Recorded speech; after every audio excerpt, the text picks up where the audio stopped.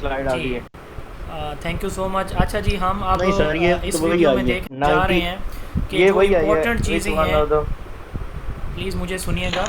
Important चीज़ें जो हैं वो हम देखने जा रहे हैं। इस पूरे चैप्टर को 1 घंटे में हमारे पास 50 मिनट का टाइम है, दरमियान में हमने 10 मिनट की ब्रेक भी लेनी है, तो हमने इस कम टाइम में इसको डिस्कस करना है। तो मेरा साथ दीजिएगा आप लोग। इसमें हम ये देखने चाह रहे हैं कौन सी चीज़ें इसमें से पूछी गई हैं अब तक या पूछी जा सकती हैं। मैंने आप लोगों की आसानी के लिए एक पूरा दिन लगा के ये एक लिस्ट बनवाई थी अपनी मिसेज से। ये आपको आपके पास ये लिस्ट मौजूद होगी 30 वर्ड्स की। ये आपके मोस्ट रिपीटेड वर्ड्स हैं। इसमें लैटिन, ग्रीक, उसके साथ साथ जर्मन और फ्रेंच वर्ड हैं। इनकी लिस्ट है, इनके मीनिंग्स हैं, ओरिजिन है। ये आपने देख लेनी है लाजमी। 1 या 2 नंबर का क्वेश्चन तकरीबन आता है इनमें से, ठीक है। तो इनमें मज़ीद कोई बताने की ज़रूरत नहीं है कौन सी इंपॉर्टेंट है कौन सी नहीं है। आप ये आसान सी सारी देख लें। अगर आप पास्ट पेपर उठा के देख लें, हर पास्ट पेपर में जैसे आज हमने देखा है, तो उसमें जो है वो क्लासिकल कंडीशनिंग के बारे में, सॉरी, ह्यूमन रिलेशन पर्सपेक्टिव के बारे में, मोटिवेशन हाइजीन थ्योरी के बारे में और ब्यूरोक्रेटिक थ्योरी के बारे में। अब ये 3 सवाल आज के पेपर में हमने देखे हैं। तो इस दफ़ा जो पेपर आने वाला है इंशाल्लाह ताला उसमें भी 3 से 5 नंबर का सवाल इस लिस्ट में से आएगा, ये जो हम अभी देखने जा रहे हैं। इसको मैं 1 बाय 1 डिस्कस नहीं करने जा रहा।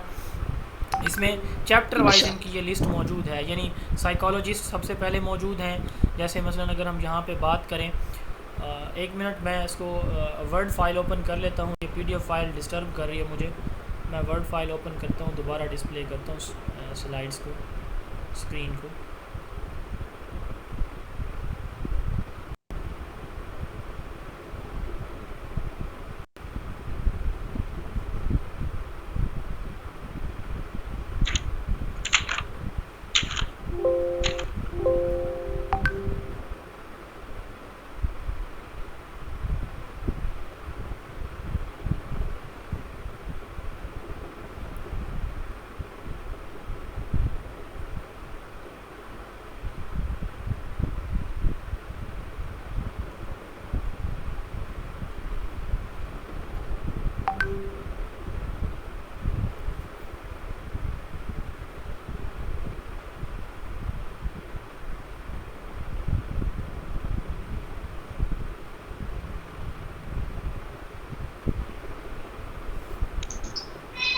अस्सलाम वालेकुम सर, की आवाज आ रही है किसी को?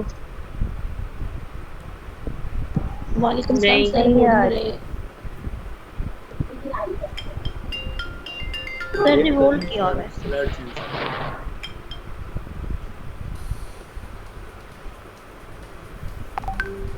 जी 1 सेकंड होल्ड कीजिएगा, मैं ये डिस्प्ले कर दूँ।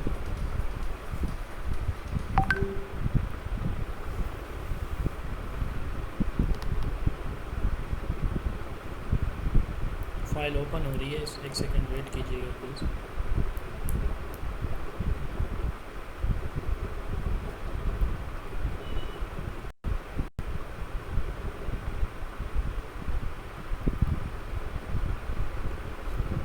जी हम बात कर रहे हैं इसमें चैप्टर नंबर 1 की, कि चैप्टर नंबर 1 की जो मोस्ट इम्पॉर्टेंट चीज़ें हैं वो कौन कौन सी हैं जो पूछी जा सकती हैं आपसे। इसमें पहले मैंने बताया, न्यू स्क्रीन डिस्प्ले हुई है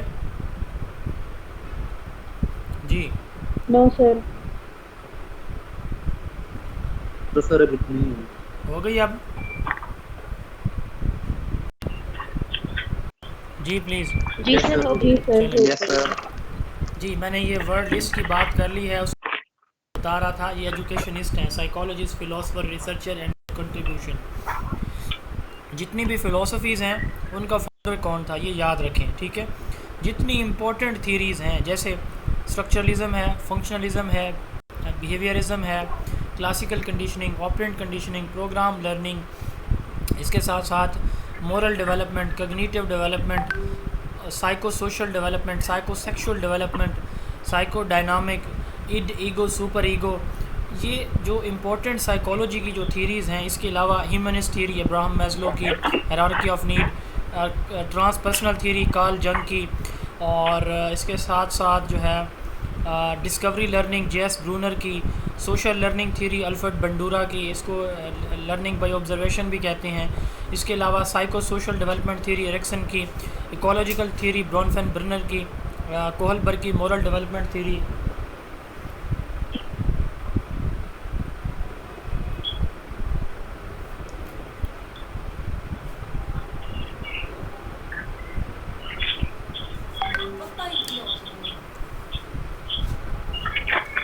जी, उसके बाद ये थॉर्नडाइक की trial and error theory, theory of conditions of learning, George Simon और स्टीफन डाउन की कनेक्टिविज्म है, मैक्लेलन की एक्वायर्ड नीड थ्योरी है, मैकडोगल की इंस्टिंक्ट है, drive reduction theory Clark Hull. अगर आपसे ये थ्योरीज याद नहीं होती ना, तो ये मैं बता रहा हूँ, ये चीज़ें आप लाजमी याद रख लेंगे, ये थ्योरी किसने दी है। इसका तरीक़ाकार बड़ा सिंपल है, इसको रटा लगाने की ज़रूरत नहीं है। आप सिंपली जब भी ये स्टार्ट करें तो पहले 5 मिनट इन थ्योरीज़ को एक दफ़ा देख लें, ठीक है, इनके नाम एक दफ़ा देख लें कि ये किसने दी है। उसके बाद ये जोहन डेवी की है, ये सारी आपने देख लेनी है, मैं मज़ीद एक्सप्लेन नहीं करने जा रहा। ये सारी जो साइकोलॉजिस्ट हैं, एडमिनिस्ट्रेशन की जो थ्योरीज़ हैं, फ़िलोसफ़ी की हैं, टीचिंग मेथडोलॉजीज़ की हैं, आप सब ने ये जो है देख लेनी है।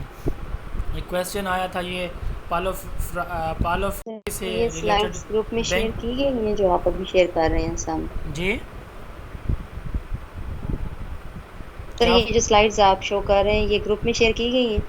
यही तो मैं कह रहा था कि थोड़ी देर पहले के ग्रुप चेक किया करें, मैंने किए हैं ये 4 फ़ोटोज़ की ओके। सूरत में ये मैंने किए हैं। अज़ान हो जाए इंशाल्लाह ताला 5:25 पे जो है वो फिर नमाज के बाद क्लास स्टार्ट हो जाएगी, तो आप लोग फिर ज्वाइन कीजिएगा 5:25 में। सर मेरे पास बुक नहीं है, अभी मिली नहीं मुझे, तो क्या ये बुक में भी हैं सारी चीज़ें? सेकंड एडिशन है ये सारा, आपको बुक में ये सब कुछ मिल जाएगा। जी सेकंड ही। ओके जी, नमाज ब्रेक है इंशाल्लाह ओके। 5:25 पे।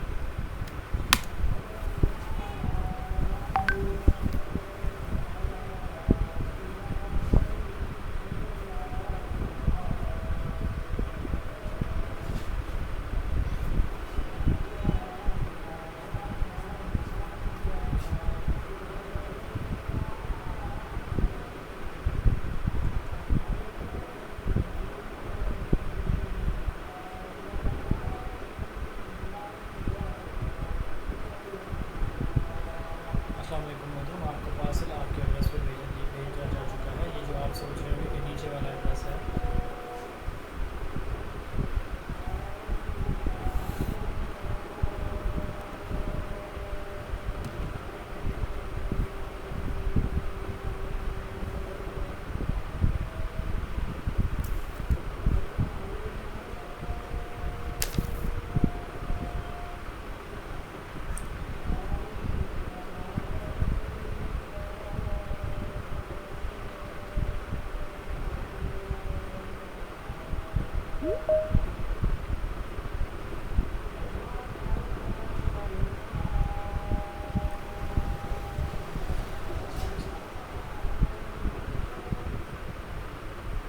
जी अस्सलाम वालेकुम एहसान साहब।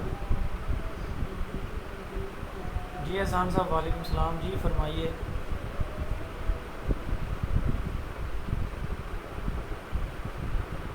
हाँ जी, तो क्या हुआ है?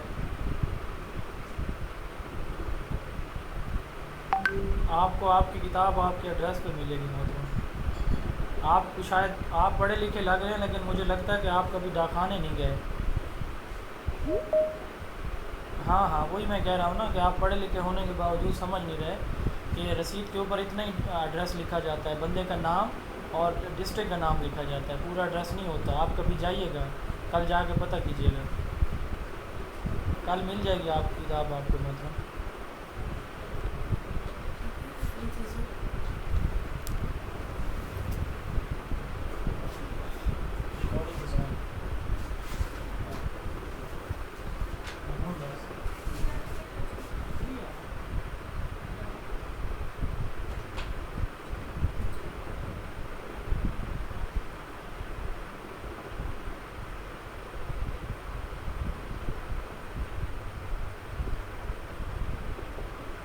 अस्सलाम वालेकुम क्लास।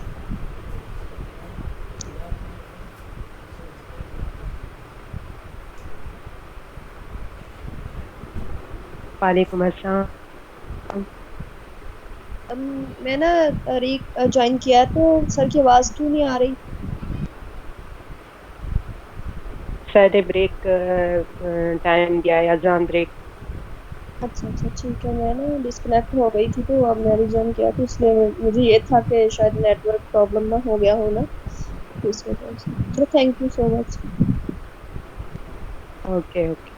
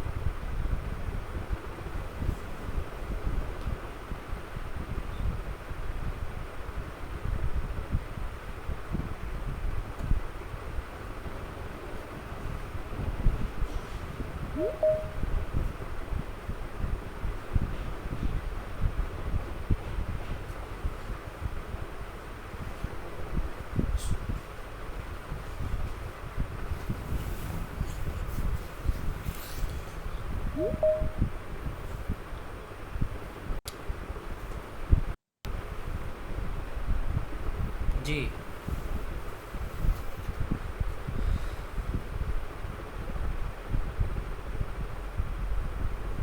आ गए लोग वापस चलेंगे। Yes sir. जी तो हम Yes, बात sir. कर रहे थे कि ये जो इम्पोर्टेंट sir. है जितने भी जिसने जो थ्योरी दी है, कोई आइडिया, कोई मेथड दिया है, तो ये इम्पोर्टेंट है। ये आपको बुक में भी मिल जाएंगे और यहाँ पे आपको लिस्ट की शक्ल में भी आपको मिल जाएंगे। इसमें चूँकि ये जल्दी में बनाई गई थी लिस्ट में भी इसमें कोई 1-2% रह गए हों। बहरहाल मैंने कोशिश अपनी तरफ से पूरी की थी कि इसमें कोई भी एक नाम भी मिस ना हो। तो मुमकिन तौर पर, क्योंकि मैंने इसको बाद में रिव्यू का मेरे पास टाइम नहीं था कि बाद में मैं इसको चेक कर सकूं, तो चेक ये हो नहीं पाई थी। बहरहाल कोशिश मैंने ये की थी। जो आपने ये PDF में भेजा था वो हमने जो ना प्रिंट आउट करवाया, लेकिन वहाँ पर भी ये ब्लर आ रहा है, तो पता नहीं क्या इशू है। क्या आ रहा है सर ये जो है ना ये ब्लर है, मतलब ये सही क्लियर नजर नहीं आ रहा है हमें। हमने जो प्रिंट आउट करवाया ना, हाँ किस चीज़ का? सही अच्छा, नहीं है सर। अगर ये लिस्ट दोबारा का? आप भेजें। चलें ये लिस्ट मैं आपको दोबारा भेज ये दूँगा। सारे जो ठीक है, थैंक यू। ठीक है। क्लास के बाद मुझे कोई बंदा आप में से रिमाइंड करा देगा, मैं भेज दूँगा, सबको भेज दूँगा दोबारा।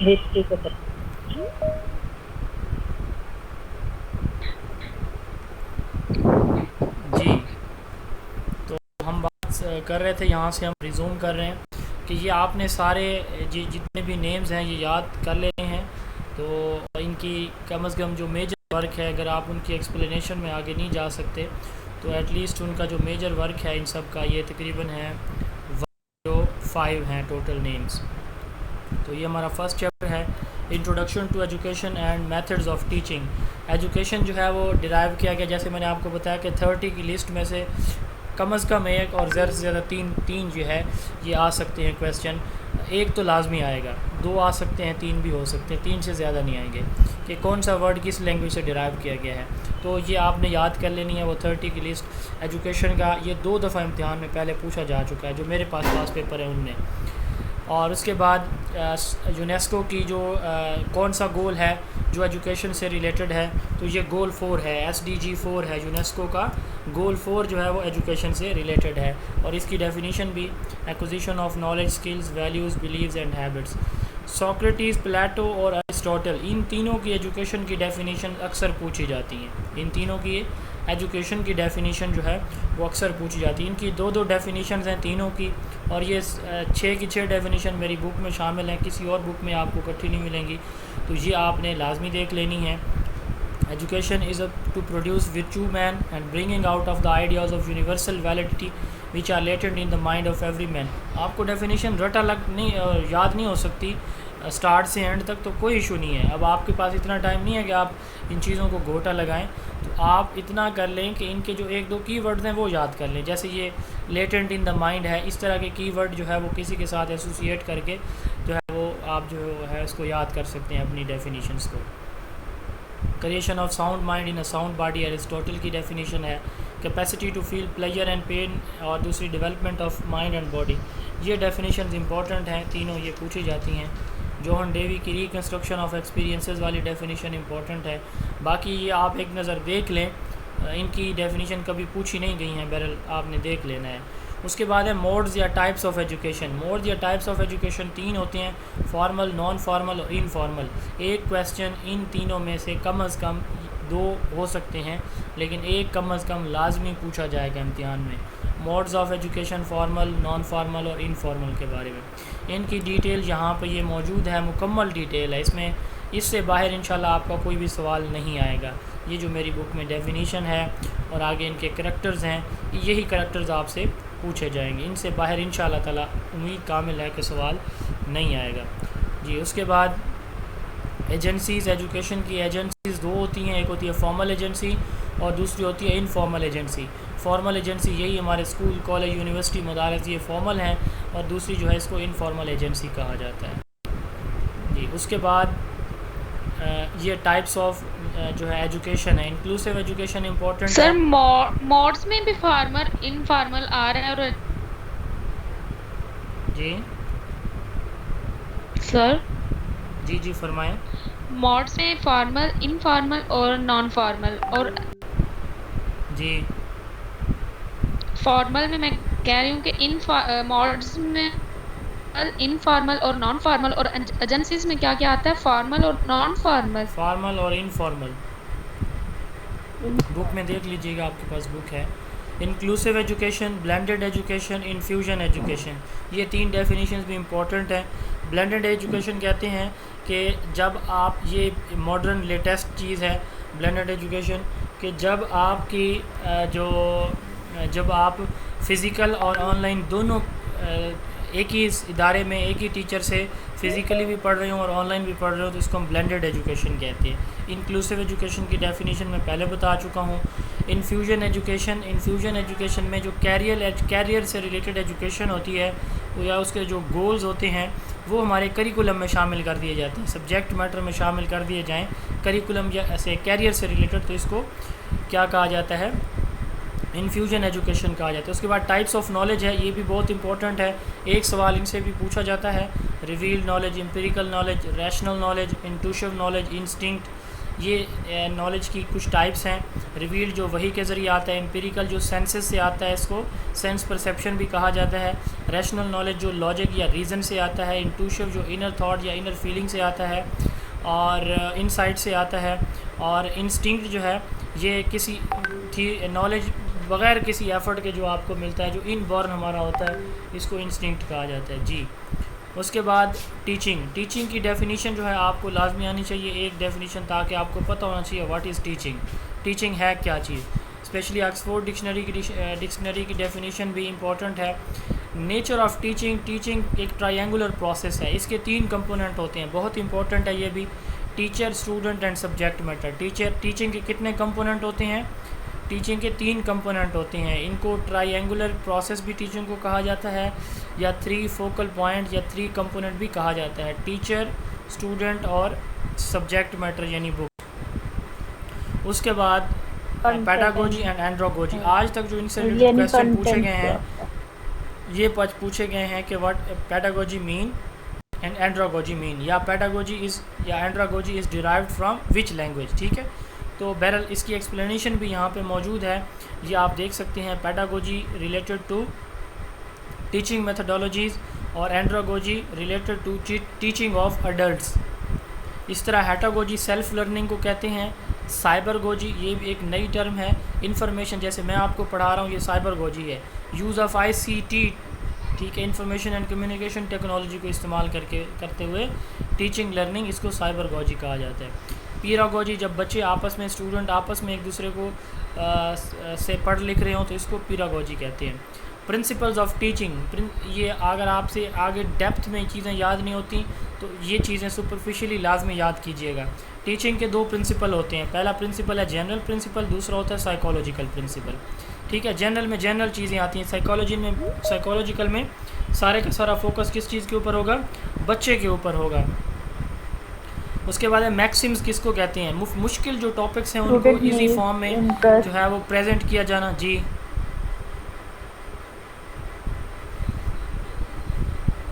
डिफ़िकल्ट जो टॉपिक्स हैं, स्लाइड शो नहीं हो रही। स्लाइड्स तो हैं ही नहीं, स्क्रीन है। आप रीजॉइन कर लें, आपके पास इशू होगा नेट का। जी, तो rules of presenting difficult terms, मुश्किल कॉन्सेप्ट या टर्म्स को इजी फॉर्म में क्या करना, प्रेजेंट करना क्लास के अंदर, इनको मैक्सिम्स कहा जाता है। ये सारे आपने देखने हैं, ये बहुत इंपॉर्टेंट डेफिनेशन है। इसके नीचे से ये पूछे जा सकते हैं। कोई एग्जांपल, अब ये कि टीचिंग क्या होती है, इंस्ट्रक्शन क्या है और लर्निंग क्या है। टीचिंग एक प्रोसेस है, इंस्ट्रक्शन डायरेक्शन को कहते हैं और लर्निंग चेंज होता है। जी, उसके बाद लर्निंग की डेफिनेशन आपने देख लेनी है कि लर्निंग से क्या मुराद है। लर्निंग कहते हैं परमानेंट चेंज इन बिहेवियर को। Permanent change in behaviour as a result of teaching and experience is called learning. Learner जो वो 4 टाइप्स के होती हैं। कुछ जो होते हैं जो चीज़ें देख के सीखते हैं। लर्नर के कितने स्टाइल होते हैं? 4। जो देखने से उनको चीज़ें अंडरस्टैंड हो जाती हैं, कुछ को सुनने से, कुछ को रीडिंग एंड राइटिंग से और कुछ को प्रैक्टिकल टास्क परफॉर्म करने से। Visual, auditory, reading, writing, kinaesthetic, ये 4 जो है टाइप्स होती हैं। लॉज ऑफ लर्निंग किसने प्रेजेंट किए थे? एडवर्ड ली थॉर्नडाइक ने किए थे। क्या, कौन थे ये? अमेरिकन साइकोलॉजिस्ट थे। इन्होंने कौन सा एक्सपेरिमेंट परफॉर्म किया था? कैट एक्सपेरिमेंट परफॉर्म किया था। लॉज ऑफ लर्निंग कितनी हैं?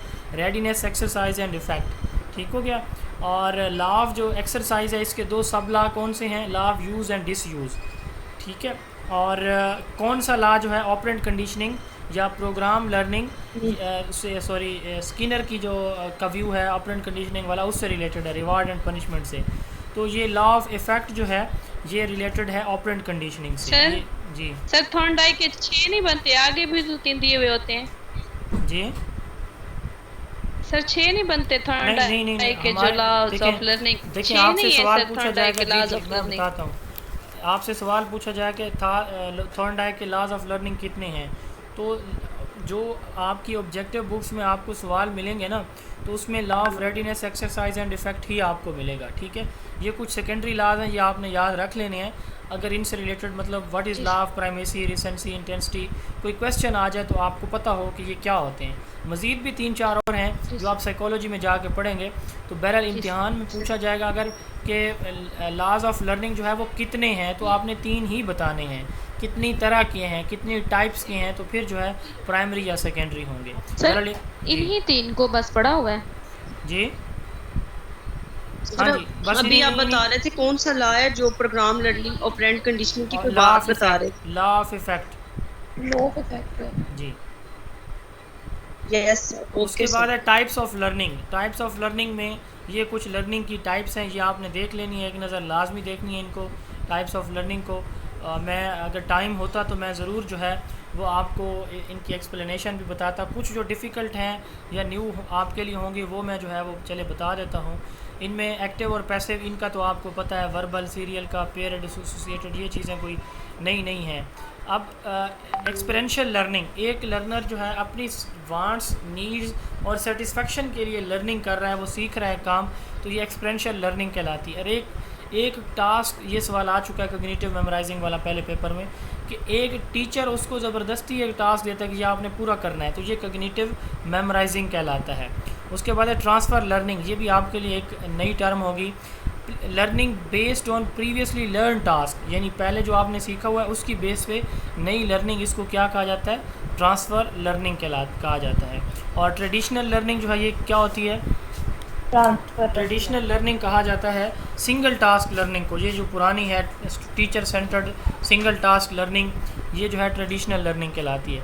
देन है वर्टिकल एंड हॉरिजेंटल लर्निंग। जब लर्निंग एक फॉर्मल सेटिंग में हो, जैसे स्कूल, कॉलेज, यूनिवर्सिटी, मदरसा, तो इस लर्निंग को क्या कहा जाता है? वर्टिकल लर्निंग कहा जाता है। लर्निंग इज़ हाईली स्ट्रक्चर्ड, यानी फॉर्मल है, जैसे टीचर या इंस्ट्रक्टर है, ट्यूटर है। और जो हॉरिजेंटल लर्निंग होती है वो इनफॉर्मल लर्निंग है। पीयर से, सोसाइटी से जो लर्निंग होती है उसको हम क्या कहते हैं? इनफॉर्मल लर्निंग कहते हैं। देन ये एक इम्पॉर्टेंट चीज़ है, modern learning techniques. Blended learning हम पहले पढ़ चुके हैं कि एक ही टीचर क्या करता है, वो दिन को क्लास में पढ़ाता है, इवनिंग में वही टीचर बैठ के अपनी उसी क्लास के बच्चों को ऑनलाइन कोई टास्क, कोई एक्टिविटी, कोई होमवर्क, कोई प्रोजेक्ट असाइन करती है। ठीक है, इसको क्या कहा जाता है? ब्लेंडेड लर्निंग कहा जाता है। इसकी एक टाइप है जो सबसे इम्पॉर्टेंट है, वो है दो, आप लाजमी देखिएगा, सारी देख लें तो अच्छी बात है। Flipped and flex learning model. Flipped learning में जो रीडिंग होती है बच्चे घर से करते हैं, रीडिंग बच्चे घर से करके आते हैं, जो भी कंटेंट उन्होंने पढ़ना या समझना होता है, तो उसके से जो प्रैक्टिकल टास्क है वो अगले दिन स्कूल में आके टीचर उनसे कराती है, रीडिंग घर से कर। जबकि फ्लेक्स लर्निंग मॉडल में बच्चे को जो पहले से कोई रिकॉर्डिंग मौजूद होती हैं वो सारी की सारी ऑनलाइन दे दी जाती हैं कि ये आप बेटा आपने ये पिछले साल की, पिछले एक्सपेरिमेंट की, उसकी ये वीडियोज़ हैं, ये आपने देख लेनी है। और उसके बाद जो टीचर है वो क्लास टाइम को यूज़ करता है किस चीज़ के लिए? लर्निंग के लिए, एक्टिव लर्निंग के लिए। ठीक हो गया। उसके बाद ये एक और इम्पोर्टेंट डेफिनेशन है, contemporary learning. Environments are designed to meet the need of student in digital age. Contemporary learning spaces offer flexibility and opportunities for collaboration, independence and connectivity to global resources. Contemporary learning का क्या काम है? ये connective learning जिसे हम कहते हैं, global sources से connect करना क्या कहलाता है? Contemporary learning। इंटरनेट से, जहाँ से भी, किसी वेबसाइट से, किसी पॉडकास्ट से, किसी विकीपीडिया से, किसी भी उससे जो कनेक्ट करना है, इंसाइक्लोपीडिया से कनेक्ट करना, ये क्या कहलाता है? कंटेम्प्रेरी लर्निंग कहलाता है। उसके बाद है लर्निंग के डोमेन्स कितने होते हैं? लर्निंग के 3 डोमेन्स होते हैं। उसके बाद है theory of conditions of learning या 8 type of learning, Gagne 8 type of learning.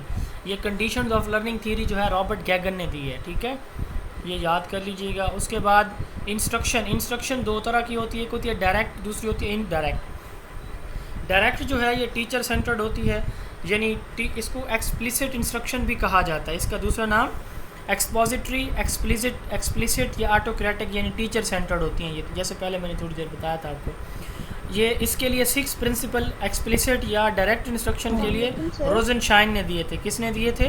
रोजनशाइन ने 6 इंस्ट्रक्शनल जो डायरेक्ट इंस्ट्रक्शन है इसके प्रिंसिपल दिए थे।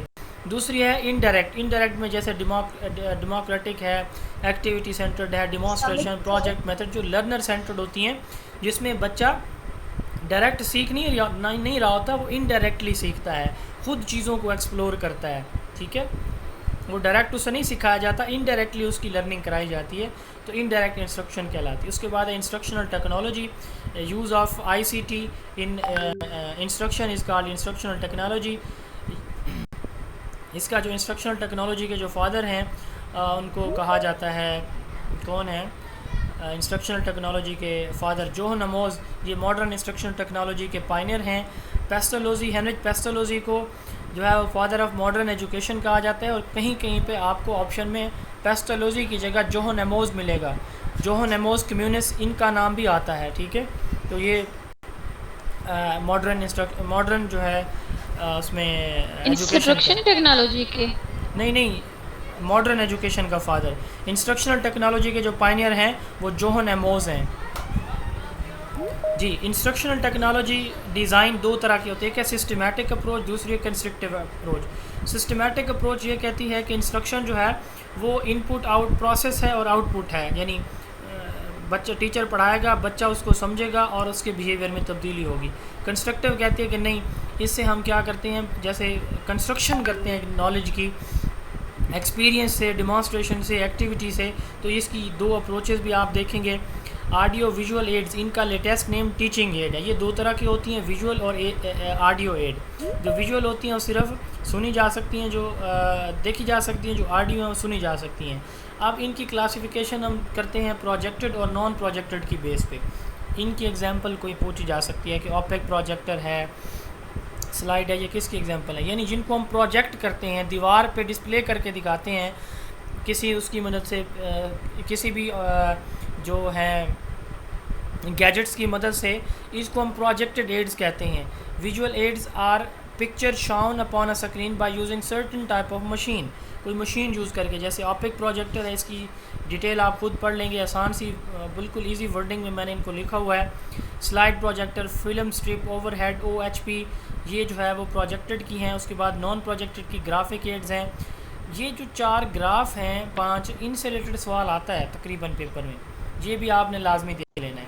पाई graph, bar graph, line graph, histograph, polygon and flash card. उसके बाद ये चार्ट्स हैं और कुछ बोर्ड्स हैं, ये आप देख सकते हैं।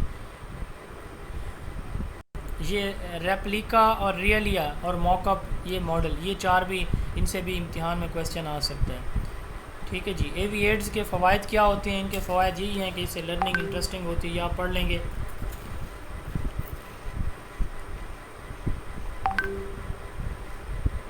उसके बाद है ये teaching strategy, method, techniques, tactics, approach, इनमें फ़र्क। ठीक है, तो ये भी आपने देख लेने हैं। ये सबको मैंने डिफ़ाइन किया हुआ है आसान से वर्ड्स में। मैं एक दफ़ा बता देता हूँ कि जो स्ट्रेटजी है, हाउ टू अचीव ऑब्जेक्टिव या गोल्स। मेथड है, how to present the subject matter. और जो टेक्निक्स होती हैं, ये ब्रिजेस होती हैं इन दोनों के दरमियान। और स्पेसिफ़िक जो एक्टिविटी है या टास्क है, उसको जो है वो पूरा करने के लिए जो हम मेथड यूज़ करते हैं टीचिंग के दौरान, इसको हम क्या कहते हैं? टेक्निक कहते हैं। और उसके बाद अप्रोचेस कहते हैं जनरल प्रिंसिपल्स को। ओवरऑल के क्लासरूम का एनवायरनमेंट टीचर सेंटर्ड है या लर्नर सेंटर्ड है, ये अप्रोच होती है जी। उसके बाद ये कुछ अप्रोचेस हैं। फेजेस ऑफ टीचिंग के 3 फेजेस होते हैं, ये भी आप देखिएगा। प्री एक्टिव, पढ़ाने से पहले यानी प्लानिंग है। इंटरेक्टिव यानी पढ़ा लेना है। और पोस्ट एक्टिव यानी उसको सम अप करना है, सवाल और जवाब करना। उसके बाद जो है टीचर के ये 4-5 डिफरेंट स्टाइल हैं, डिफरेंट टीचिंग मेथडोलॉजी रिलेटेड हैं ये स्टाइल, ये भी आप देख लेंगे। देन इम्पोर्टेंट है कि levels of teaching style, teaching के कितने लेवल हैं, कितने होते हैं टीचिंग स्टाइल। क्लोज्ड हैं, फ्रेम्ड हैं, निगोशिएटेड हैं। क्लोज में टीचर ही सब कुछ करा रहा होता है। फ्रेम्ड में टीचर जो है वो सारा स्ट्रक्चर देता है, लेकिन थोड़ी सी उसमें कंट्रीब्यूशन स्टूडेंट्स की भी होती है। निगोशिएशन में इसमें सारी जो डिस्कशन है ये म्यूचुअल होती है दोनों से, टीचर और स्टूडेंट की। लेक्चर मेथड है, सबसे ओल्डेस्ट मेथड है। और ये पैसिव मेथड है, स्टूडेंट पैसिव होता है, बच्चा इसमें टीचर इसमें एक्टिव होता है। लार्ज क्लास के लिए ये मौजू है, लार्ज सब्जेक्ट मैटर को प्रेजेंट करने के लिए ये मुनासिब है। इसके 3 कंपोनेंट्स होते हैं, introduction, body of lecture and conclusion. ठीक है, डायडैक्टिक इंस्ट्रक्शन भी समझ लें कि लेक्चर मेथड का दूसरा नाम होता है। देन है डिस्कशन मेथड। ये जितने भी टीचिंग मेथड हैं इनकी डेफिनेशन पूछी जाएगी आपसे, कोई किसी एक की, लेक्चर की, एक्टिविटी की, डेमोन्स्ट्रेशन की, इनकी जो है ये डेफिनेशन लाजमी पूछी जाए। अगर आपसे इनके स्टेप्स लाजमन याद नहीं होते तो फिर एटलीस्ट इनकी डेफिनेशन और इनका जो प्रोसेस है वो लाजमी याद कर लें। जैसे सिम्पोजियम हम पढ़ा था कि symposium is a type of discussion method. तो डिस्कशन में बच्चे डिस्कशन से सीखते हैं। ये डिस्कशन कौन स्टार्ट कराता है? जहाँ पे उसमें टीम टीचिंग होती है तो टीचिंग असिस्टेंट कराता है। Symposium, panel discussion, debate and seminar. Symposium में जो 3 या 3 से ज़्यादा इंडिविजुअल किसी एक ही टॉपिक पे, उसके डिफरेंट एस्पेक्ट पे, एक मौजू, एक टॉपिक के मुख्तलिफ पहलुओं पे रोशनी डालते हैं, ये सिम्पोजियम होती है, बाकी लोग सुनते हैं। पैनल डिस्कशन में 2 ग्रुप्स बनाए जाते हैं, एक छोटा और दूसरा बड़ा। छोटा ग्रुप एक्सपर्ट होता है, ये कोई चीज़ प्रेजेंट करता है और फिर ऑडियंस को और उनसे उनके सवालात के जवाब देता है। डिबेट में एक एस्पेक्ट के पॉजिटिव और नेगेटिव दोनों एस्पेक्ट्स जो है वो डिस्कस किए जाते हैं। सेमिनार में जो इसमें एक थीम या आइडिया या आप कह लें कि उसकी जो बेसिक्स हैं किसी भी टॉपिक से रिलेटेड वो प्रेजेंट की जाती हैं। एक इंडिविजुअल करता है या ग्रुप करता है ऑडियंस को, और प्रेजेंटेशन के बाद फिर उससे सवाल होते हैं जैसे एमफिल में आपके हुए होंगे।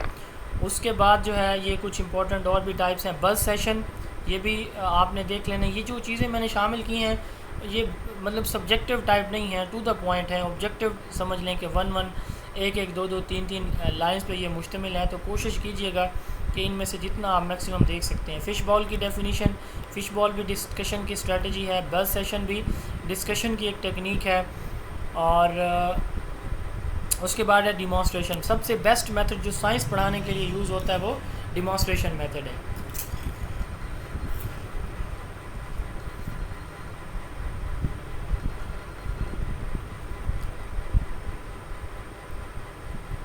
जी, डिमॉन्स्ट्रेशन मेथड के ये स्टेप्स हैं।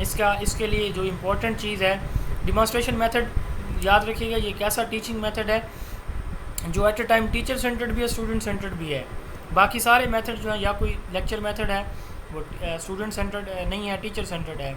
इसी तरह जो क्वेश्चन आंसर मेथड है वो भी टीचर सेंटर्ड है। तो ये जो मेथड हम पढ़ रहे हैं डिमॉन्स्ट्रेशन मेथड, ये टीचर सेंटर्ड होता है। स्टार्ट में टीचर टाइप कंट्रोल होता है उसका कि चुप करके बैठे, जो मैं करा रहा हूँ सिर्फ इसी को देखें, किसी ने हरकत नहीं करनी, किताब की तरफ नहीं देखना, नोट कुछ नहीं करना। ये टीचर सेंटर्ड होता है। फिर वो बच्चों से कहता है कि अब आप मुझे करके दिखाएं, तो फिर ये स्टूडेंट सेंटर्ड हो जाता है। इसके जो है वो 3 स्टेप होते हैं, इंट्रोडक्शन, डेवलपमेंट एंड इंटीग्रेशन। अच्छा, ये डिमॉन्स्ट्रेशन मेथड के जो हैं ये गाइडिंग प्रिंसिपल किसने दिए थे, कोई बता सकता है?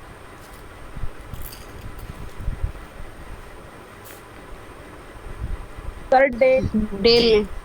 इसके 3 इम्पोर्टेंट ये हैं प्रिंसिपल हैं डेल के। Establish rapport, avoid COIK and watch की पॉइंट्स। रैपो का मतलब होता है रिलेशनशिप बनाना स्टूडेंट टीचर के। Avoid COIK fallacy. COIK fallacy का मतलब है कि टीचर ये ना समझे कि बच्चे को पता है, वो ये समझे कि ये बच्चे कोरे कागज़ हैं, ब्लैंक स्लेट्स हैं। ठीक है, इनको मैंने स्टार्ट से बताना, वो ये ना समझे कि ये बेसिक्स तो इनको पता होगी, नहीं, उनको स्टार्ट से ही बताए। Clear only if noun. ठीक है, और वॉच की पॉइंट्स को देखे, तो ये 3 इसके पॉइंट है। उसके बाद ये एक इम्पॉर्टेंट चीज़ है, ये फ़र्स्ट एडिशन में ये भी शामिल नहीं थी जिनके पास फ़र्स्ट एडिशन है। Dale cone of learning. Dale ने ये कोन ऑफ लर्निंग ये जो थ्योरी है ये भी इसने दी है कि लर्निंग जो है वो कैसे डेवलप होती है। ये कहते हैं कि लेक्चर मेथड से सिर्फ 5% होती है, जबकि एक इंडिविजुअल ख़ुद जो है वो सीख समझ के दूसरों को जब डिलीवर करेगा तो 90% होती है। तो ये इसकी एवरेज रिटेंशन रेट है किसी भी चीज़ को पढ़ाने समझाने की, ये भी आप देख सकते हैं। Project method of teaching. Project जो है कोई भी एक टीचर एक असाइनमेंट देता है कोई मॉडल बनाने के लिए, कोई चार्ट बनाने के लिए, कोई पेंटिंग बनाने के लिए, कोई बागीचा बनाने के लिए स्कूल के अंदर, तो ये एक प्रोजेक्ट है जो टीचर असाइन करता है, बच्चे उसको करते हैं।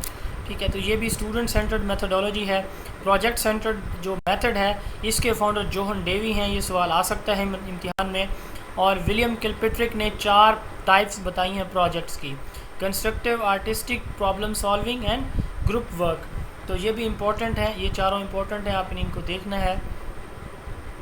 डिस्कवरी लर्निंग किसने दी है, इम्तिहान में कम से कम 3 से 4 दफ़ा पूछा जा चुका है कि डिस्कवरी लर्निंग मेथड किसने दी है। ये किसने दी है जी डिस्कवरी लर्निंग?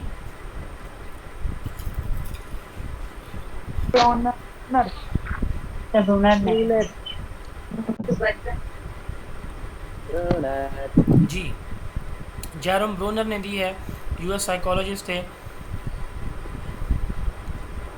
इसके 3 मोड्स हैं, इंपॉर्टेंट मोड्स हैं, inactive, iconic and symbolic mode. ये भी आपने याद कर लेने हैं। अच्छा, असल में मसला ये है कि अब मेरा दिल चाह रहा है कि मैं थोड़ा थोड़ा इनके बारे आपको बताता, लेकिन हमारे पास टाइम कंस्ट्रेंट है। मैं इतना ही बता सकता हूँ कि ये जो मेथड है इनकी डेफिनीशन लाजमी आपने याद करनी है, और इस डेफिनीशन में किसी बंदे या बंदी का नाम मौजूद है जिसने कोई चीज़ इंट्रोड्यूस करवाई है, कोई आइडिया दी है, तो वो भी आपने लाजमी याद करना है। एक थीम इसका ले लें कि ये हेरिस्टिक मेथड है क्या, ये डिस्कवरी लर्निंग की एक टाइप है, तो कैसे होता है ये, इसमें क्या होता है, इसका अगर थीम की बात करें तो इसका थीम ये होता है कि बच्चे को आप कुछ ना बताएं, वो ख़ुद से चीज़ों को इन्वेस्टिगेट करे, ख़ुद से एक्सप्लोर करे, ये इसका थीम होता है। ये भी आपने देख लेना है हेरिस्टिक मेथड को भी। उसके बाद है एक्टिविटी मेथड, जॉन डेवी का है। ये कुछ रेट्स हैं कि देखने से 75% नॉलेज, हेयरिंग से 13%, और इसके बाद टच से 6%, स्मेल से 3% है, और टेस्ट से 3% है। ये आपने याद रख लेना। इसके बाद कोऑपरेटिव लर्निंग मॉडल, ये रॉजर एंड डेविड जॉनसन ने दिया ये कोऑपरेटिव लर्निंग मेथड। अब इसमें इसकी डेफिनेशन आपने देख लेनी है। इसके कुछ इंपॉर्टेंट जो है वो 3-4 इसकी टाइप्स हैं, ये भी आपने लाजमी देखनी है, ये भी इम्पोर्टेंट हैं। प्रॉब्लम सॉल्विंग मेथड, ये इससे रिलेटेड सवाल इम्तिहान में आएगा। कंफर्म है कि इंडक्टिव और डिडक्टिव रीजनिंग से रिलेटेड इम्तिहान में सवाल लाजमी आएगा। इसको मैंने बहुत ही अच्छी तरह इसको यहाँ पे ना समराइज़ किया हुआ है। कोई भी इंशाल्लाह ताला इनसे हट के सवाल आपका उम्मीद काफ़ी है कि नहीं बनेगा। मैंने सारी चीज़ें यहाँ पे जो है इसको एक्सप्लेन की हुई हैं। डिडक्टिव मेथड का दूसरा नाम सैलोजिज्म भी है। ये दोनों अरिस्टोटल ने दी हैं। ये जो है इंडक्टिव और डिडक्टिव साइंटिफिक मेथड की 2 टाइप्स होती हैं, रीजनिंग की 2 टाइप्स होती हैं। तो इनको भी आपने इनसे रिलेटेड इम्तिहान में इंशाल्लाह एक सवाल लाजमी आएगा, ये कन्फर्म है। Excuse me sir. जी सर इसमें फ्रांसिस बेकन नहीं आता मैंने फ्रांसिस बेकन का पढ़ा था। जी सर इंडक्टिव मेथड जो मैंने पढ़ा था उसको, इंडक्टिव मेथड का जो मैंने पढ़ा था वो फ्रांसिस बेकन का पढ़ा था मैंने कहीं पे कि उन्होंने पेश किया। जी जी बिल्कुल, मैं बताता हूँ। Roger Bacon used first time this method in scientific research method. समझ लगी अब? रॉजर बेकन ने इस मेथड को फर्स्ट टाइम कहाँ पे यूज़ किया? साइंटिफिक मेथड में। क्लियर हुआ अब? और अगर याद रख ये अगर जी सर, लेकिन पेश मतलब उन्होंने किया अरिस्टोटल ने। जी अरिस्टोटल ने इंट्रोड्यूस करवाए हैं, ठीक है। सोक्रेटिस ने यूज़ किया लेकिन उसने कोई स्पेसिफिक टर्म यूज़ नहीं किया इसके लिए। क्वेश्चन आंसर मेथड में उसने वैसे ही यूज़ किया इंडक्टिव मेथड, ठीक है। कोई स्पेसिफाई नहीं किया इसको। उस वक्त ये वेल नोन नहीं था कि ये मेथड इंडक्टिव मेथड ही है, नहीं ऐसा नहीं था। सिर्फ उसने यूज़ किया इसको। उसे खुद भी आइडिया नहीं था कि इसको इंडक्टिव कह दिया, उसने इसको ऐसे नाम नहीं दिया। रॉजर बेकन ने इसको साइंटिफिक रिसर्च मेथड में यूज़ किया, जबकि एरिस्टोटल ने इन दोनों को मेथड्स को रीजनिंग मेथड के तौर पर इंट्रोड्यूस करवाया था। जी उसके बाद है क्वेश्चन आंसर मेथड। ये किसने दिया है? इसका दूसरा नाम क्या है? डायलेक्टिक मेथड या क्वेश्चन आंसर मेथड या सोक्रेटिक मेथड इसको कहा जाता है। ये जो है सोक्रात ने दिया था, सोक्रेटिस ने दिया था। सर डिडक्टिव मेथड का दूसरा नाम आपने क्या बताया था? सैलोजिज्म लिखा हुआ है उसके ऊपर। चंकिंग जो है ये एक मेमोराइजेशन टेक्निक है। ये एक नई चीज़ है, इंडिविजुअलाइज इंस्ट्रक्शन। और बाकी चीज़ें तकरीबन आपने पढ़ी हुई हैं या बुक में आपको मिल जाएंगी, मेरे वीडियो लेक्चर भी आपको मिल जाएंगे। इंडिविजुअल इंस्ट्रक्शन मेथड, हर एक बच्चे की नीड इंटरेस्ट के अकॉर्डिंग जो है अपनी लर्निंग को डिज़ाइन करना, ये इंडिविजुअल इंस्ट्रक्शन मेथड कहलाता है, ठीक है। जबकि जो ग्रुप डिफरेंशिएटेड, इसमें हम क्या कहते हैं कि पूरी जो क्लास है उसको सेम मेथड पे पढ़ाना। एक क्लास में बिला तफरीक बिला तमीज़ सबको सेम मेथड पे पढ़ाना, ये क्या कहलाता है? ग्रुप डिफरेंशिएटेड मेथड कहलाता है। जबकि इंडिविजुअल इंस्ट्रक्शन में हर इंडिविजुअल की अपनी अपनी नीड इंटरेस्ट को फोकस किया जाता है। ब्रेनस्टॉर्मिंग मेथड, ब्रेनस्टॉर्मिंग कहते हैं कि किसी एक पॉइंट या आइडिया के ऊपर स्टूडेंट की जो थिंकिंग है, एक टॉपिक के ऊपर स्टूडेंट की थिंकिंग और आइडियाज़ को कलेक्ट करना, ठीक है। ये एक इम्पॉर्टेंट है। ये भी आजकल जो है लेटेस्ट ट्रेंड में ये यूज़ किया कि बच्चे को ब्रेनस्टॉर्म करें आप। ये इसकी 2 टाइप्स होती हैं, इंडिविजुअल या फिर ग्रुप ब्रेनस्टॉर्मिंग। अब इससे रिलेटेड जो है ये सवाल आता है कैरोसल ब्रेनस्टॉर्मिंग। दीवार के ऊपर चीज़ें चिस्पां कर दी जाती हैं, टॉपिक्स लिख दी, बच्चे से कहा जाता है कि इनके बारे में आप क्या जानते हैं, क्या आपके माइंड में चल रहा है इनसे रिलेटेड। तो बच्चा उसको विजिट करता है, देखता है और अपने उसको माइंड में जो भी आइडिया आता है उसको क्या कहते हैं हम? कैरोसल ब्रेनस्टॉर्मिंग कहते हैं। अफिनिटी डायग्राम, बच्चे ने जो चीज़ ब्रेनस्टॉर्म की, टीचर उसको बोर्ड के ऊपर लिख लेता है, उनका एक नक्शा बनाता है, ये पहले, दूसरे, तीसरे, चौथे नंबर पे। ये किसने? कावाकिता जीरो ने इंट्रोड्यूस करवाई थी। तो इसको कावाकिता जीरो मेथड, केजे मेथड भी इसको कहा जाता है। तो टीचर उनको बोर्ड के ऊपर लिख देता है, फिर उसको वो एक्सप्लेन या समराइज़ कर देता है। फील्ड ट्रिप्स भी एक मेथड है। ये भी जो है एक बाहर के किसी आप जो है उस पर जाके जो नेचुरल इन्वायरमेंट है उसको ऑब्ज़र्व करके बच्चे जो उनकी ऑब्ज़र्वेशन है उसको रिकॉर्ड करते हैं, वापस आके टीचर से डिस्कस करते हैं। उसके बाद केस, ये जितने भी मेथड हैं इनकी डेफिनेशन एटलीस्ट आपने लाजमी याद रखनी है। एमरजेंसी में अगर आपको और कुछ याद ना हो तो ये डेफिनेशन लाजमी याद रखनी है। एक सवाल आ सकता है कि मॉडर्न मेथड्स ऑफ टीचिंग कौन कौन से हैं? प्रोग्राम इंस्ट्रक्शन या programme learning, micro teaching, simulation, CAI and E pedagogy, ये मॉडर्न टीचिंग मेथड्स हैं। प्रोग्राम इंस्ट्रक्शन स्किनर ने इंट्रोड्यूस करवाया था, और ये जो ऑपरेंट कंडीशनिंग है, ये ऑपरेंट कंडीशनिंग ही प्रोग्राम इंस्ट्रक्शन का समझ लें कि दूसरा नाम है, क्योंकि ये उसी के ऊपर बेस कर रहा है। और प्रोग्राम लर्निंग में कंप्यूटर की एप्लीकेशन के थ्रू बच्चे को पढ़ाया जाता है, यानी एप्लीकेशंस पढ़ाती हैं, टीचर इसमें नहीं होता। ये बहुत ही मुख्तसर अंदाज में मैंने इसको लिखा हुआ है, ये आपने याद इसमें एक दफ़ा पढ़ लेंगे तो इंशाल्लाह आपको समझ लग जाएगी। इसके दो जो है वो टाइप्स होती हैं, एक होती है लीनियर प्रोग्राम, दूसरा होता है ब्रांच प्रोग्राम। लीनियर स्किनर ने दिया था, ब्रांच नॉर्मन क्राउडर ने ब्रांच लर्निंग प्रोग्राम इसका इंट्रोड्यूस करवाया था। देन है CAI, कंप्यूटर असिस्टेड इंस्ट्रक्शन के मोड्स जो हैं वो कितने होते हैं? इसके यहाँ पे आपको 7 मोड्स मिलेंगे, 6 मोड्स मिलेंगे। तो इनमें सबसे जो वेल नोन है tutorial, drill, practice and simulation mode. Tutorial में टीचर पढ़ाता है, ड्रिल में बच्चे उसको प्रैक्टिस करते हैं, सिमुलेशन में बच्चे को एक आर्टिफिशियल सिचुएशन क्रिएट करके दी जाती है, गेम्स में बच्चे कंप्यूटर पे गेम खेलते हैं, डिस्कवरी में उनको वेबसाइट दी जाती हैं, वो डिफरेंट वेबसाइट या सोर्सेज से अपनी इन्फॉर्मेशन कलेक्ट करते हैं, प्रॉब्लम सॉल्विंग में उनको प्रॉब्लम दिए जाते हैं, वो उसको कंप्यूटर स्क्रीन पे ही सॉल्व करते हैं। माइक्रो टीचिंग, इसके बारे में कल मैंने बताया था आपको, तकरीबन सारी चीज़ें वही हैं जो कल हम डिस्कस कर चुके हैं, इसके बारे में मैं दोबारा नहीं जा रहा।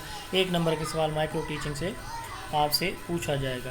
देन है सिमुलेशन, किसी जो है वो रियल लाइफ सिचुएशन को आप जब परफॉर्म करते हैं प्रैक्टिकली तो एज अ मॉक, तो इसको क्या कहा जाता है? सिमुलेशन कहा जाता है। ड्रामा जैसे रोल प्ले होता है, तो ये हिस्ट्री के लिए यूज़ किया जाता है। ड्रिल मेथड मैथमेटिक्स के लिए किया जाता है।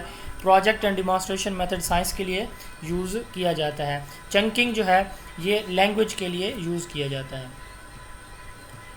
और उसके बाद ये एक इम्पॉर्टेंट चीज़ है, exposition and illustration in teaching. John Adam की एक बुक है एक्सपोजिशन एंड इलस्ट्रेशन, ये मेथड भी है और बुक का नाम भी है। एक्सपोजिशन कहते हैं किसी भी टॉपिक को अच्छी तरह एक्सप्लेन करना, मुकम्मल हर हवाले से उसको एक्सप्लेन करना, रिलेटेड एग्जांपल से, उसको एड्स की मदद से, ज़्यादा आवाज़ से, क्लियर इंस्ट्रक्शन से, यानी इसमें यूँ समझ लें कि रेपिटिशन से एक टॉपिक को अच्छी तरह जो एक्सप्लेन करना, इसको एक्सपोजिशन कहा जाता है। और इलस्ट्रेशन, एग्जांपल्स और पिक्चर्स वगैरह का इस्तेमाल करना अपने लेसन में, इसको इलस्ट्रेशन कहा है जॉन आदम ने। उसके बाद टेली कॉन्फ्रेंसिंग, इसकी भी 3 टाइप्स होती हैं, audio, video and computer teleconferencing. E pedagogy, lesson planning, yes ये सवाल जो है वो इम्पोर्टेंट है। 4P, 3Ps, 3Ts, STT, 5 E's of lesson, तो ये इम्पोर्टेंट है, ये आप देख सकते हैं।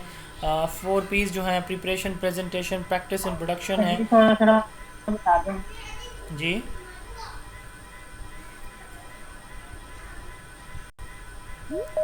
नहीं तो ठीक है जी, तो ये लेसन प्लानिंग की डेफिनेशन। लेसन प्लानिंग के लिए जो well known lesson planning method है वो हर्बर्ट का है। हर्बर्ट ने 5 अप्रोचेस दी थी। इसमें प्रिपरेशन है, presentation, comparison, generalisation and application. तो ये 4 इसके इंपॉर्टेंट मेथड्स हैं, 5 इसके इंपॉर्टेंट मेथड्स हैं। ये भी आपने लाजमी याद करने हैं, ये सवाल इम्तिहान में आ सकता है। और उसके बाद टीचिंग की ओल्ड और न्यू पैराडाइम। पहली पैराडाइम यानी पुराना कॉन्सेप्ट था कि ये टीचर सेंटर्ड होगी, सिंगल सेंस होगी, यानी एक ही चीज़ सिखाई समझाई जाएगी, एक ही सेंस को यूज़ किया जाएगा। अब जो है सिंगल पाथ होगी, एक ही मेथड होगा। तो अब जो है ये मल्टीपल मेथड है, स्टूडेंट सेंटर्ड पैराडाइम है जो न्यू पैराडाइम है। जी, को करिकुलर एक्टिविटीज़ जो स्कूल के अंदर कराई जाती हैं, इनके क्या कौन से मेजर इम्पैक्ट्स हैं? तो इनकी फ़िज़िकल, इंटेलेक्चुअल और सोशल डेवलपमेंट, ये सवाल आ सकता है। और उसके बाद है पीस एजुकेशन। पीस एजुकेशन है दूसरों के राइट्स का, दूसरों के हुकूक़ का ख्याल रखना, दूसरों के मज़ाहिब का ख्याल रखना और दूसरों की जो ज़रूरियात हैं, उनकी बुनियादी जो आज़ादी है उसका ख्याल रखना। इसको इस तरह की जो एजुकेशन है इसको क्या कहा जाता है? Peace education. United Nation Organisation UNO का आर्टिकल 26 इससे डील करता है। टीम टीचिंग क्या होती है? इंपॉर्टेंट है ये। टीम टीचिंग से मुराद एक ही क्लास को एक से ज़्यादा टीचर एक ही वक्त में जब पढ़ा रहे हों तो इसको टीम टीचिंग कहा जाता है। जबकि इसके बरक्स जो दूसरी होती है जिसको हम क्या कहते हैं, मल्टीग्रेड टीचिंग। मल्टीग्रेड टीचिंग में टीम टीचिंग में टीचर ज़्यादा हैं, क्लास एक है, जबकि मल्टीग्रेड टीचिंग में टीचर एक है, क्लासेस एक से ज़्यादा हैं। ठीक है। थीमेटिक लर्निंग, इसमें बच्चा एक थीम डेवलप की जाती है, जैसे ब्रेनस्टॉर्मिंग होती है, एक प्रॉपर थीम बच्चे को डेवलप कराई जाती है कि इस चीज़ के बारे में हम अब जा रहे हैं पढ़ने, तो वो थीम उसके माइंड में डेवलप होती है, तो फिर उसके बाद उसको आगे लेके चला जाए, तो ये थीमेटिक लर्निंग का बिलीफ है। उसके बाद ये कुछ जो है वो इम्पोर्टेंट बच्चे कुछ कॉन्सेप्ट हैं, जिसमें सबसे इम्पोर्टेंट लैडरिंग है। लैडरिंग कहते हैं कि आप बच्चे को समझा रहे हैं, उसको समझ नहीं आ रही, आप अपनी एग्जांपल मज़ीद इजाफा कर देते हैं, मज़ीद अच्छी अच्छी एग्जांपल उसको देते हैं, तो ये आपने डिस्कशन स्ट्रेटजी अपनी चेंज की है, या आप जिस मेथड से समझा रहे हैं उस मेथड से बच्चे आसानी से पिक कर रहे हैं, आप उनको एग्जांपल देना कम कर रहे हैं क्योंकि बच्चे आसानी से समझ रहे हैं। तो चेंजिंग जो लेवल है डिस्कशन का, उसको चेंज करना, ये लैडरिंग कहलाता है। अब जो सपोर्ट आप प्रोवाइड कर रहे हैं किसी भी बच्चे को एक काम सिखाने के लिए, आप साइकिलिंग सिखा रहे हैं, आप उसको पीछे से पकड़ के सिखा रहे हैं, अब वो बच्चा थोड़ी देर के बाद जो है, आप दोनों हाथों से आपने पकड़ा हुआ, एक हाथ से उसका हैंडल पकड़ा हुआ, एक हाथ उसकी बैक पकड़ी हुई आपने साइकिल की, बच्चा बैठा ड्राइव कर रहा है उसको, फिर आपने अगले लेवल पे अपना फ्रंट जो हैंडल वाला हैंड है वो छोड़ दिया, एक हाथ से आप पकड़ रहे हैं, फिर आपने जो है आहिस्ता से वो हाथ भी छोड़ दिया। अब आप अपनी जो सपोर्ट है वो कम करते जा रहे हैं। ठीक है, जो टेम्प्रेरी सपोर्ट आप दे रहे हैं बच्चे को सिखाने के लिए, वो कम करते जा रहे हैं। इसको क्या कहा जाता है, स्कैफोल्डिंग कहा जाता है। उसके बाद है कैस्केडिंग, एक बंदे को ट्रेनिंग एक ग्रुप को दी जाएगी, वो अगले को देगा, वो अगले को देगा, तो ये कैस्केडिंग कहलाता है। ये 3 इंपॉर्टेंट डेफिनेशन है, पूछी जा सकती है इम्तिहान में जी।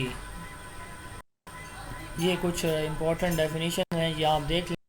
तो ये हमारा जो है वो इस तरह पहला चैप्टर अभी अख्ताम को पहुंचा है। तो आप लोग कोशिश करेंगे कि इसमें जो इंपॉर्टेंट चीज़ें मैंने डिस्कस की हैं, आप ख़ुद भी समझदार हैं माशाल्लाह, आपको